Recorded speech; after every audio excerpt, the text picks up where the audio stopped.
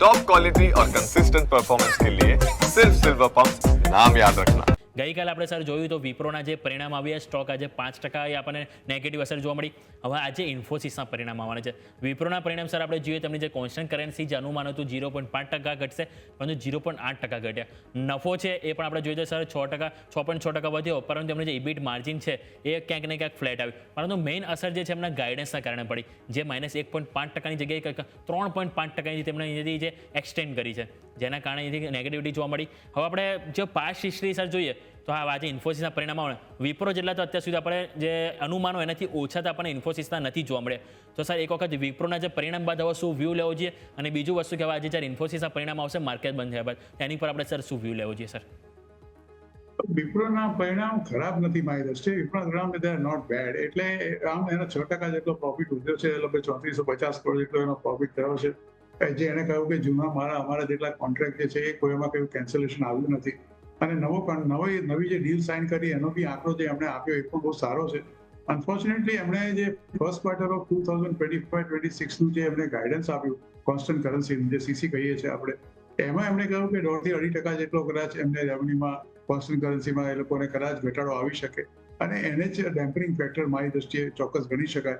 Otherwise તમે જો overall તમે કંપનીનું પરફોર્મન્સ જુઓ તો it was not that bad, કે એટલું બધું નિરાશાજનક નહોતું. પણ એમની જે કમેન્ટ્રી આવી અને જે કમેન્ટ્રી એમણે કરી એને બજારે બહુ સારી રીતે લીધું નહીં, અને એને કારણે આ કંપનીમાં એક બહુ મોટો ઘટાડો આ શેરના ભાવમાં આપણે જોયો.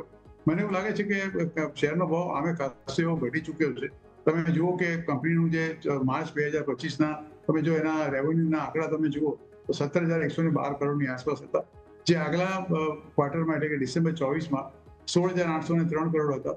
ઇવન સપ્ટેમ્બરમાં તમે જુઓ તો 16,895 હતા, અને માર્ચ 2024નો તમે આંકડો જુઓ તો 16,593 કરોડ હતા. અર્થાત એ company has definitely perform much better, એમાં કોઈ સવાલ નથી. પણ આ એક એમની જે ગાઈડન્સ એમને કોન્સ્ટન્ટ કરન્સીનું આપ્યું એ બજારને બહુ પસંદ ના પડ્યું, અને એને કારણે જ મને એવું લાગે છે કે આ વસ્તુ એ ખોટી થઈ. પ્રોફિટના આંકડા તમે જુઓ તો કમ્પેર ટુ વોટ માર્ચ 2024 હતું એના કરતાં તો પ્રોફિટનો આંકડો લગભગ 800 થી 900 કરોડ ઉપર છે. પણ આ માત્ર કોમેન્ટ્રીને કારણે જ આ થયું હતું. મને એવું લાગે છે કે આના કારણે જો ઘટાડો આવ્યો છે તો ડેફિનેટલી અહીંથી જો 15-20 રૂપિયા બીજો ઘટે તો Wipro will be definitely a value buying for a long term perspective. એટલે મારું તો સલાહ છે કે જો કદાચ 220 રૂપિયાની આસપાસ તમને આ શેર મળે with a stop loss of 210, તો ચોક્કસ તમે આ શેર ખરીદી કરીને લાંબા ગાળા માટે તમારા પોર્ટફોલિયોમાં રાખી શકો છો. 210 રૂપિયાનો સ્ટોપ લોસ રાખવાનો, અને 200 તમને 20ની આસપાસ મળે તો ચોક્કસ તમે આ શેર ખરીદી શકો છો. ઓકે, 210 સ્ટોપ લોસ અને 220ના સ્તરે જો તમને અહીંથી મળે તો ખાસ કરીને તમે વિપ્રો ઉપર અહીંથી એક વખત અહીંથી ખરીદીનો રાય બની શકે છે.